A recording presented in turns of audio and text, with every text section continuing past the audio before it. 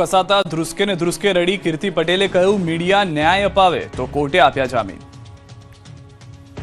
જે કીર્તિ પટેલ અઠવાડિયા પહેલા મીડિયા અને પોલીસ સામે ટણી કરી રહી હતી, પોલીસ અને મીડિયા સમક્ષ પાવર બતાવી કેમેરો તોડી નાખવાની અને પોલીસની વર્દી ઉતારી નાખવાની ધમકી આપી રહી હતી, તે જ કીર્તિ પટેલને પોલીસે પકડી રિમાન્ડ પૂર્ણ થતા કોર્ટમાં લઈ જતા બધી જ ટણી નીકળી ગઈ।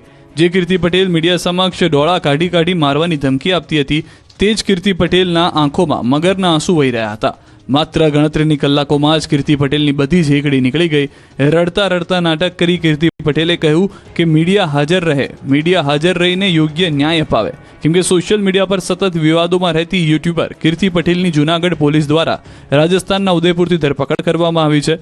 જૂનાગઢમાં ટૂંકા ગાળામાં તેની સામે નોંધાયેલી 3 અલગ અલગ ફરિયાદોને પગલે પોલીસ હરકતમાં આવી।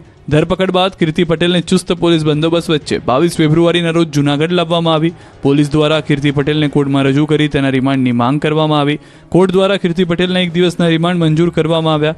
ધરપકડ અને રિમાન્ડ બાદ કીર્તિ પટેલની બેશરમીના દ્રશ્યો કેમેરામાં કેદ થયા। પોલીસ કસ્ટડીમાં હોવા છતાં કીર્તિ પટેલના ચહેરા પર કોઈ પસ્તાવો ન દેખાયો। પોલીસ વાનમાં કીર્તિ હસતી અને મીડિયા સામે હાથ હલાવતી દેખાઈ। કીર્તિ પટેલ કોર્ટમાંથી બહાર નીકળતાની સાથે જ મીડિયાને ટાટા કહેતી જોવા મળી હતી અને પોલીસની ગાડીમાં બેસતાની સાથે સ્માઇલ કરતી પણ જોવા મળી। એટલું જ નહીં, પોલીસ વાનની અંદર કીર્તિ પટેલ તેની સાથે બેઠેલા પોલીસ કર્મીઓ સાથે પણ હસી મજાક કરતી હોય તેવા દ્રશ્યો કેમેરામાં કેદ થયા। પોલીસ કર્મીઓ પણ કીર્તિ સાથે હસતા જોવા મળતા પોલીસની ગંભીરતા સામે પણ સવાલો ઉઠી રહ્યા છે। તો રિમાન્ડ દરમિયાન ખુલાસો કર્યો કે ધરપકડથી બચવા ફરિયાદ બાદ સીધી ઉદયપુર પહોંચી હતી, કારમાં ઉદયપુર ભાગી ગઈ હતી।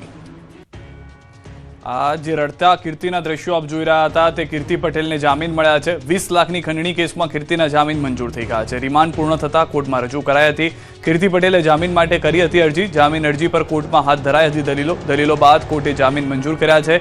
કાલે ભવનાથ પોલીસ સ્ટેશનમાં હાજર થવા ફરમાન છે। ભવનાથ પોલીસ સ્ટેશનના ગુનામાં કીર્તિને હાજર થવા ફરમાન છે। કુલ 3 કેસ હતા, તેમાંથી 1 કેસમાં જામીન મળ્યા છે। હજી 2 કેસની જે કાર્યવાહી છે તે બાકી છે।